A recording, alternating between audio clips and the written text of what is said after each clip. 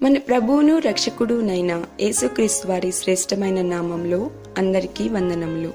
రోజుకు ఒక మిషనరీ జీవిత చరిత్రలో ఈరోజు మనం చూడబోచున్న మిషనరీ హెన్రీ హార్మోన్ స్పాల్డింగ్. జననం 26/11/1803, మరణం 3/8/1874. స్వస్థలం అమెరికా దేశంలోని న్యూయార్క్. దర్శన స్థలము ఇడాహో. ఒక అనాథ అయిన హెన్రీ స్పాల్డింగ్ ప్రతికూల పరిస్థితుల్లో అపరిచితుల యొద్ద పెరిగారు. పేదరికంలో మగ్గిపోతున్నప్పటికీ విద్యాభ్యాసం కొరకు కొంత సమయం పనిచేసి ధనాన్ని సమకూర్చుకునేవారు. 1826వ సంవత్సరంలో యేసుక్రీస్తును తన సొంత రక్షకునిగా అంగీకరించిన అతను 1833లో లేన్ థియలాజికల్ సెమినరీలో చేరారు. వెనువెంటనే American board of commissioners for foreign machines ABCFM అతన్ని ఓసేజ్ ఇండియన్లకు మిషనరీగా నియమించింది. అయితే మార్కస్ విట్మెన్ ఒరెగాన్లోని నెష్పర్స్ ఇండియన్ల మధ్య వచ్చి సేవ చేయమని హెన్రీని అడిగారు.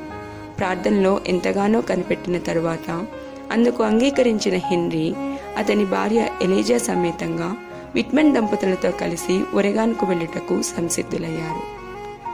6 నెలల ప్రమాదకరమైన ప్రయాణం తరువాత లాప్వై లోయను చేరుకున్న వారు అక్కడ నెష్పర్స్ ఇండియన్ల మధ్య ఒక మిషన్ను స్థాపించారు. ఈ తెగ ప్రజలకు సువార్తను అందించడంలో హెన్రీ అద్భుతమైన విజయాన్ని సాధించారు.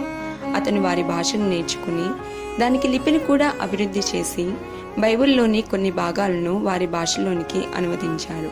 తన సేవల ద్వారా ఆ తెగ ప్రజలకు నిత్య జీవానికి మార్గాన్ని చూపించారు హెన్రీ.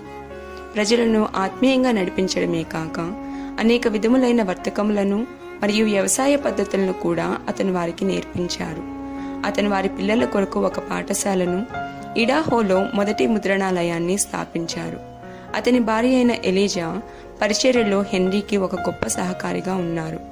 ఆరోగ్యపరంగా ఆమె బలహీనురాలు అయినప్పటికీ స్థానిక మహిళల మధ్య ఎంతో కష్టపడి సేవ చేసిన ఆమె వారికి నాగరికతను కూడా నేర్పించారు. వ్యతిరేకత ఉన్న స్థలంలో ఉండి మిషనరీగా సేవ చేయటం అంత తేలికైన విషయం కాదు. ఎన్నో బెదిరింపులను ఎదుర్కొన్నప్పటికీ ఆ మిషనరీ దంపతులు ఎదురువచ్చే ప్రతి అడ్డంకిని ఒక సవాలుగా ఎదుర్కొన్నారు. అయితే విట్మన్ దంపతులు చంపబడిన తరువాత రక్షణార్థం హెన్రీ తన కుటుంబాన్ని తీసుకుని అక్కడి నుండి పారిపోవలసి వచ్చింది. తదుపరి ABCFM కూడా అక్కడ ప్రారంభించబడిన మిషన్ను వదిలివేసింది.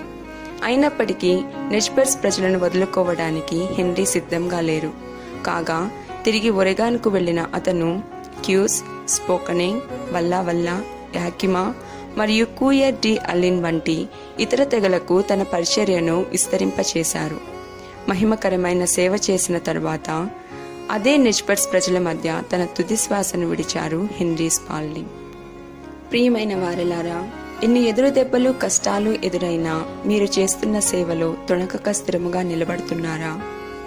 ప్రభువా, మీ ప్రేమను ప్రకటించుటలో ఎవరినీ శీఘ్రంగా విడిచిపెట్టకుండా నాకు సహాయము చేయము. ఆమెన్.